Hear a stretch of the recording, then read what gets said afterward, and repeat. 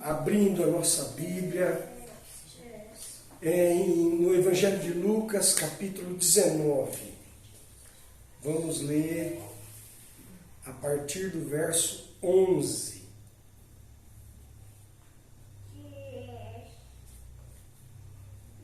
Vamos ler.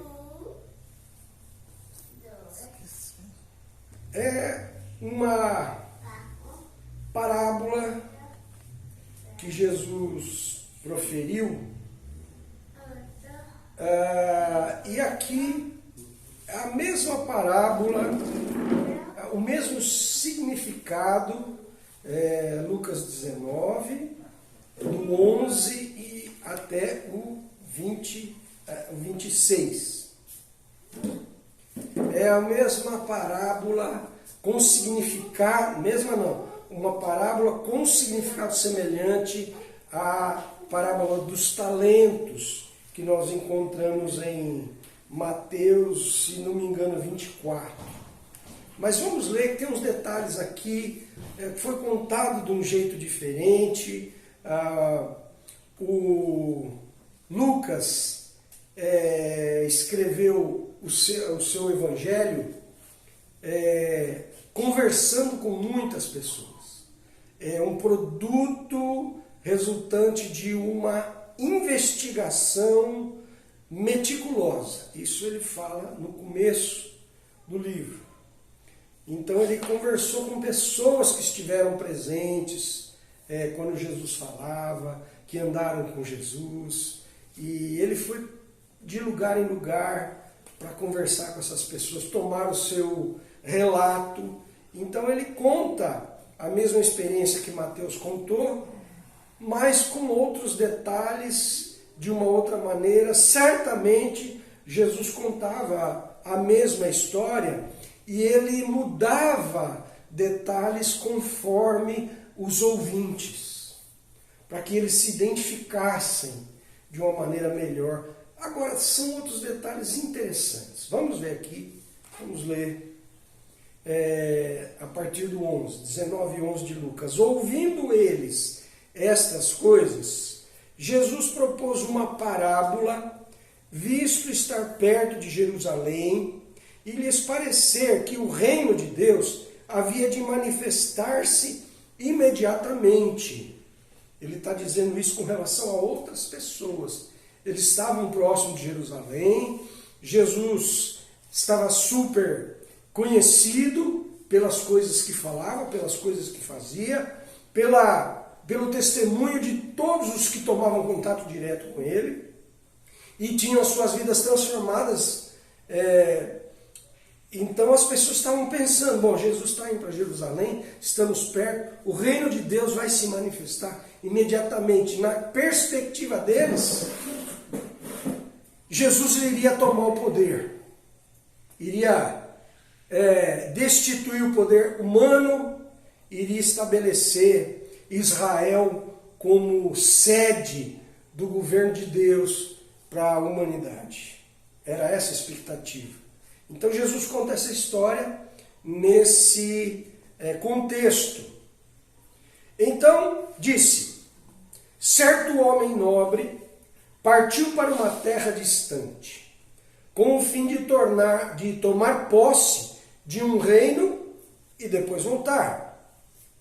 Chamou 10 servos seus, confiou-lhes 10 minas e disse-lhes: negociai até que eu volte. Mas os seus concidadãos o odiavam e enviaram após ele uma embaixada dizendo: não queremos que este reine sobre nós. Quando ele voltou, depois de haver tomado posse do reino, mandou chamar os servos a quem deram dinheiro, a fim de saber que negócio cada um teria conseguido. Compareceu o primeiro e disse: Senhor, a tua mina rendeu 10. E respondeu-lhe o Senhor: muito bem, servo bom, porque foste fiel um pouco, terás autoridade sobre 10 cidades. Veio o segundo dizendo: Senhor, a tua mina rendeu 5. A este disse, terás autoridade sobre 5 cidades. Veio então outro e disse, eis aqui, Senhor, a tua mina, que eu guardei embrulhada no lenço, pois tive medo de ti, que és homem rigoroso. Tiras o que não puseste, ceifas o que não semeaste. E respondeu-lhe, servo mau, por tua própria boca te condenarei. Sabias que eu sou homem rigoroso, que tiro o que não pus, e ceifo o que não semeei. Por que não puseste o meu dinheiro no banco? E então, na minha vinda, o receberia com juros. E disse aos que o assistiam, tirai-lhe a mina e dai-a ao que tem as 10. Eles responderam, Senhor, ele já tem 10 minas. Pois eu vos declaro, a todo o que tem se lhe dará, mas ao que não tem, o que tem lhe será tirado. Só até aí.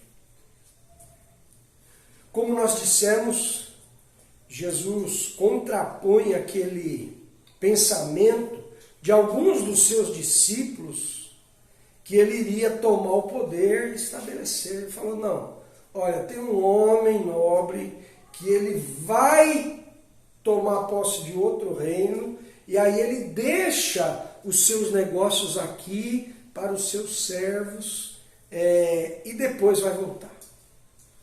Então essa perspectiva ele já tira de foco. É claro que as pessoas não entenderam naquele momento, talvez um ou outro ali, mas a maioria entendeu isso depois que ele morreu, ressuscitou. Para alguns ele falou claramente mais tarde, olha, o reino de Deus não vem assim dessa maneira que vocês estão pensando no mundo natural desse jeito, nessa época. O reino de Deus está dentro de vocês. Mas ele continua a parábola que tem um segundo significado, tem um segundo objetivo. O objetivo de dizer que os seus servos recebem um depósito e esse depósito tem que ser usado e tem que ser desenvolvido. Jesus diz assim, que 10 servos ele chama, 10 servos, e dá uma mina para cada um. Lá em Mateus ele diz que chamou 3 servos, não é? Deu 5 para um, 2 para o outro, não é assim? E uma para o outro. Quer dizer, deu quantias diferentes para 3 servos. Aqui ele chama 10 servos, está no 13, e deu a mesma quantia para cada um deles. Então, com aqueles 10 servos, com essa quantia, deveriam trabalhar, deveriam negociar, deveriam desenvolver, deveriam pegar aquele depósito que o seu Senhor deixou e trabalhar com ele. E nós podemos entender de várias maneiras, mas eu queria trazer aqui hoje, de acordo com o título dessa mensagem, que é Deus te fez capaz. Deus te fez capaz. Deus entregou a cada um de nós um depósito. Nós temos facilmente verificado na Bíblia que Deus nos dá talentos que nós chamamos talentos, porque a outra parábola ficou mais famosa, a parábola dos talentos, não é? Mas é qualquer coisa que Deus nos dê. E Ele nos dá muitas coisas. Deus não nos dá muitas coisas. Deus nos dá todas as coisas. Tudo que nós temos é de Deus. Queira você concorde com isso, queira você não concorde com isso, continua sendo assim. Tudo é de Deus. Deus criou todas as coisas, portanto, a terra é dele, as águas é dele, o mar, o ar, as areias, os desertos, tudo que tem gelo, nuvens, atmosfera, tudo. Eu sou de Deus, queira ou não. Tenha você acreditado, entregado a sua vida a Jesus ou não, você é dele. Porque ele criou você. Deus nos criou. Deus não me fez gordinho. Isso fui eu que fiz. Muito mal feito, aliás. Né? Com tantos erros que eu cometo na vida. Mas Deus me deu a minha vida. Deus me deu um corpo para que eu começasse a minha existência, para que eu pudesse me expressar, para que eu pudesse fazer as coisas, para que eu pudesse falar, para que eu pudesse ouvir, para que eu pudesse andar. Você sabe que há muitas pessoas que nascem com certas dificuldades. Há pessoas que não nascem com o seu corpo completo. E você vai dizer, não, Deus deu aquele corpo com aquela dificuldade para a pessoa. Sim, Ele permitiu que aquilo acontecesse. E quantas pessoas, apesar das suas limitações, fazem grandes coisas na vida. Vocês têm visto na TV, nos jornais, na internet, quantas pessoas com graves limitações continuam vivendo as suas vidas, aprendem a fazer as coisas de outra maneira, porque elas pegam aquele depósito que Deus deu a elas e seguem a sua vida com coragem, seguem a sua vida com dominando as situações, controlando as situações. Agora, quando você tem a capacidade que Deus te deu, colocada a serviço da glória de Deus, amando as pessoas, ajudando as pessoas, é porque você, além das suas capacidades, você está fazendo render o depósito que Deus te deu. Diz aqui na parábola que o dono dessa propriedade, o dono desses bens, desse patrimônio, chama os seus servos e lhes dá material para que eles vivam, se sustentem, negociem e se desenvolvam. Deus os capacitou. O seu Senhor, na história, os capacitou. Deus nos capacita. Como nós dissemos, está farto na Bíblia um material para nós tirarmos a conclusão que Ele nos deu talentos naturais, dons naturais, coisas com que nós nascemos, interesses, focos, capacidades que cada um de nós tem uma diferente do outro. O talento que eu tenho, você não vai ter exatamente da mesma maneira. E se você tiver um talento parecido com o meu, eu quero conhecer o seu trabalho para aprender com ele e disponho a você o trabalho que eu faço da maneira que eu faço, para que se você achar que há alguma coisa proveitosa para crescer o seu também, a gente possa fazer essa troca, essa cooperação para ajudar um ao outro. O que eu quero deixar aqui hoje é o seguinte: além dos talentos, né? É o seguinte, espera, reticências. Antes de eu falar o que eu quero deixar aqui hoje, nós falamos, Deus nos deu talentos naturais, mas também Deus tem nos dado dons espirituais. Deus tem nos dado fruto da sua presença em nós. O caráter de Jesus pode ser assimilado, aprendido, e o Espírito Santo garante que vem te ajudar, te consolar, te ajudar dobrar a esquina, andar mais uma milha, ter um pouco mais de paciência, ter um pouco mais de esperança, ter fé para crer nas possibilidades que mais ninguém está vendo.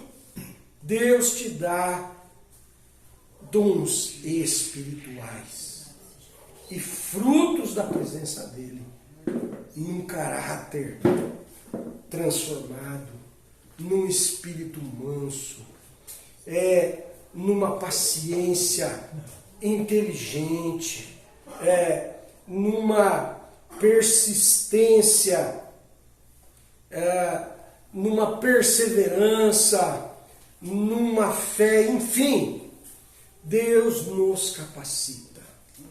O que eu quero deixar aqui hoje, agora sim, é que Deus distribui a todos essas capacidades.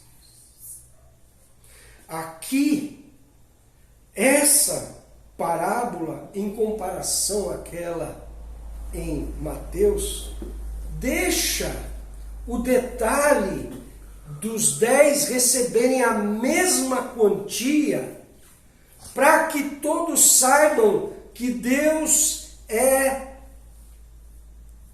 Ele ama as pessoas da mesma maneira. Ele vai providenciar as mesmas possibilidades de superação nas dificuldades, de criar coisas novas. Não estou dizendo que Deus vai dar as mesmas oportunidades, do mesmo jeitinho, não. Não é isso. Que a pessoa que está desprovida lá na sua vida e se encontra com Jesus, vai receber de Deus atenção especial para sair daquela situação, crendo na providência de Deus. Isso não quer dizer que nós estamos ensinando aqui que todos ficarão ricos. Não, até porque quando o Senhor volta, pegou aquele recurso e multiplicou 10 vezes. O outro pegou o mesmo recurso e multiplicou 5 vezes. O que quer dizer? É que em situações diferentes os resultados são diferentes. Mas a possibilidade da transformação, a possibilidade do desenvolvimento, a possibilidade da mudança da realidade é dada por Deus a cada um. Não há ninguém que fique descapacitado por Deus. Não há ninguém que não receba de Deus talentos naturais. Não há ninguém que deixe de receber de Deus a mesma herança espiritual, a mesma salvação, o mesmo perdão dos pecados, a mesma habitação do Espírito Santo, a mesma possibilidade de experimentar vida em abundância. Não há. Não há quem possa dizer, Deus me abandonou. Não há quem possa dizer, Deus não me ajudou. Não há quem possa dizer, Deus ama mais o Joãozinho do que a mim. Deus ama mais o Luiz do que ama a mim. Deus ama mais a minha vizinha. Não. Deus tem o mesmo amor. E Ele olha com o mesmo amor para todas as pessoas. Eu gosto muito do livro, daquela história, A Cabana. Gosto muito. Tem muitas coisas a ser aprendidas ali. O autor conhece muito a Bíblia. Philip Yancey, né? Eu já não lembro mais quem escreveu. Se alguém conseguir olhar aí. Então, mas tem uma coisa que me agrada muito ler naquele livro. Todas as vezes que o pai se refere a alguma pessoa, não é? Ele diz, eu amo tal pessoa de uma maneira especial. Mas todas as pessoas que ele citava, não é? Ele dizia a mesma coisa. Eu amo fulano de tal de uma maneira especial. E eu tenho certeza que Deus poderia falar, e fala de nós a mesma coisa. Eu amo o Júlio de uma maneira especial. Jesus diria para qualquer um de nós. Eu amo o Milton de uma maneira especial. Eu amo a Luzia de uma maneira especial. Sabe por quê? Porque Ele nos conhece a todos. E Ele sabe valorizar em nós, de uma maneira especial, aquilo que Ele colocou em nós. A beleza que Ele colocou em nós. Por isso é que Ele ama todos de uma maneira especial. Não é a mesma maneira especial. É a maneira especial que Deus ama você, porque quando Ele te vê, Ele se agrada do que Ele fez. E aí, por causa daquela capacidade que Ele colocou em você, aquele talento natural que Ele colocou em você, aquele dom que Ele colocou em você, Ele ama você porque Ele olha aquilo, eu amo essa pessoa de uma maneira especial. Não há nesse mundo, não há no passado nenhuma pessoa, e nem haverá no futuro alguém que possa dizer, Deus me abandonou, Deus não me amou, Deus não colocou, eu não sei fazer nada, eu não presto para nada, tudo que eu faço dá errado. Essas coisas são mentiras que o diabo, que vem para roubar, matar e destruir, coloca na nossa mente. Certa vez, uma irmã chega e diz assim para sua líder de discipulado, eu não tenho ministério, eu não sei o que fazer.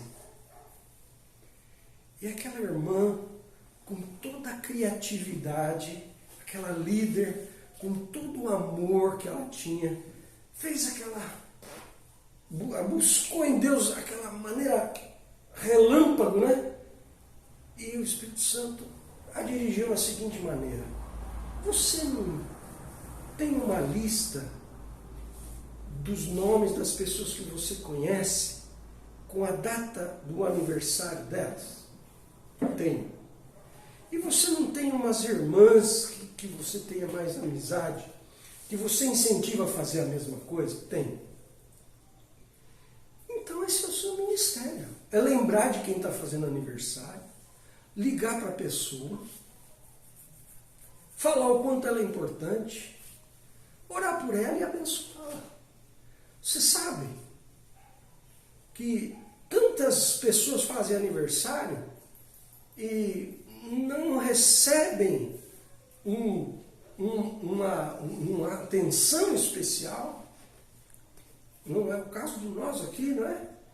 Mas acontece. Numa igreja, quanto maior ela for, mais isso vai acontecer. Não é porque ela não é amada, mas o diabo pode usar aquela oportunidade, porque ele quer roubar, matar e destruir, para fazer a pessoa estar triste, para começar a lançar coisas sobre ela, e para, numa possibilidade, quem sabe, de algum funcionamento particular, peculiar do cérebro daquela pessoa, engatilha um processo de depressão.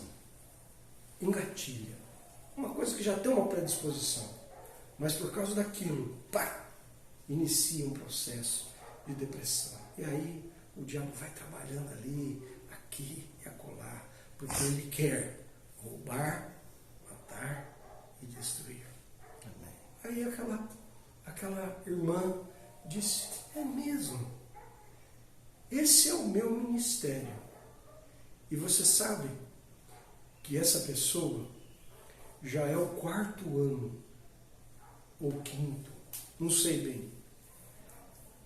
Essa pessoa não é de Peruíbe, mas eu não sei há quantos anos essa pessoa, lá na outra cidade, liga para a Cláudia, no dia do aniversário dela. A Cláudia fez aniversário na terça, né? Terça-feira passada. Ela recebeu. E ela sabia. Quando tocou o telefone, que ela viu o telefone, o número, a Cláudia sabia. A Cláudia já estava esperando. Porque essa irmã, há anos, liga para a Cláudia para fazer essa lembrança especial. Não é? É ministério ou não é? Você ligou para a Cláudia. Não se sinta falhando, não. É que esse não é o seu ministério. Não é? Vamos tentar nos lembrar. E cada irmão é importante. Vamos tentar. Quem sabe você que começa esse ministério aqui na comunidade cristã do caminho. Né? Um talento que Deus deu para a pessoa. Ela pega aquilo e coloca para funcionar. Ela desenvolve. Ela faz com que aquilo traga bênção para as pessoas. E Jesus conta na história aqui que ele recompensa, mas não é uma recompensa que, veja bem, olha, você, servo bom, que pegou uma mina e fez ela ficar 10 vezes mais valorizada.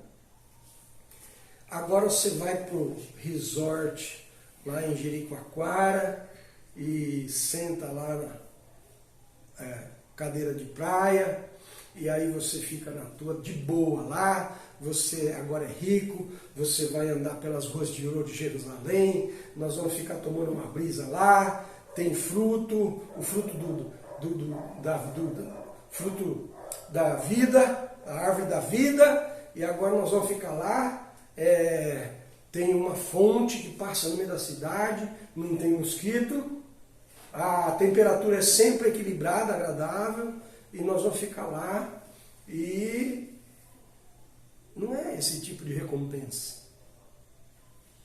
A recompensa que ele dá é a seguinte: olha, meu servo, você foi fiel um pouco, eu vou te colocar sobre o mundo, você vai continuar a sua produção. Sabe por quê? Porque ele fez aquilo com gosto. Porque ele fez aquilo com alegria. Porque ele tem alegria em trabalhar. Ele tem alegria em colocar os seus talentos, os seus dons à disposição das pessoas. Não é aquele trabalho que a pessoa sai de manhã e fica estafada e ganha aquele dinheirinho para pagar e sobreviver e continuar e sofrer. Não. é uma pessoa que tem alegria. Por isso que eu queria dizer para você, se você é jovem principalmente, escolha fazer na vida o que você gosta de fazer. Se você ainda não definiu sua profissão, acredite, Deus colocou em você talentos maravilhosos, coisas boas para você conseguir ser feliz no que vai fazer. Ajudar as pessoas, que o seu trabalho tenha frutos e que você tenha satisfação na vida.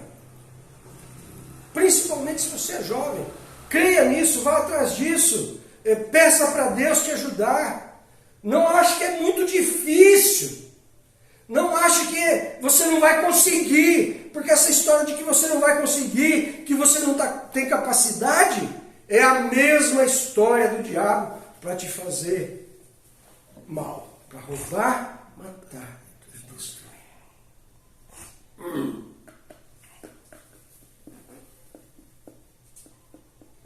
Eu vos declaro, diz o verso 26. Aí é Jesus que está falando. Não é mais a parábola. É Jesus que está falando.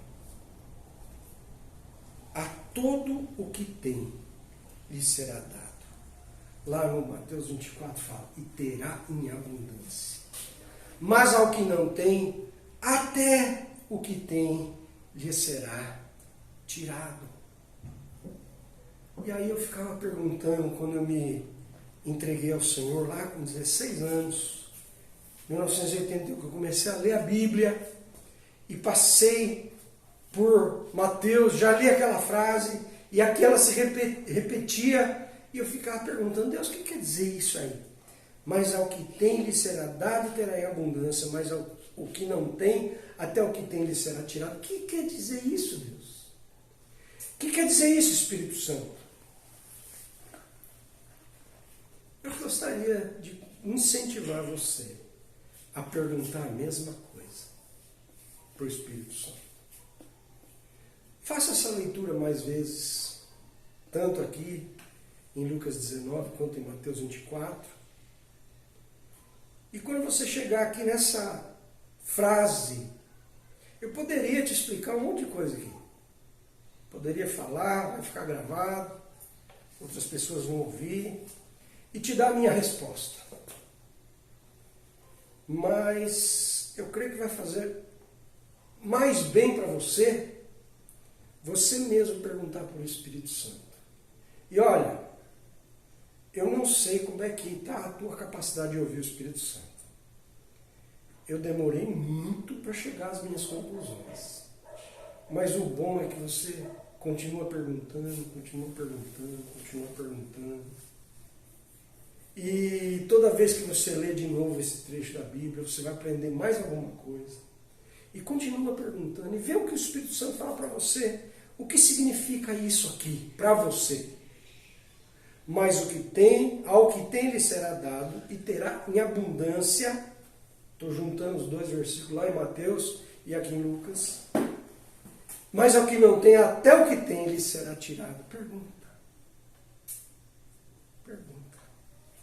E ele vai te responder. Vamos orar?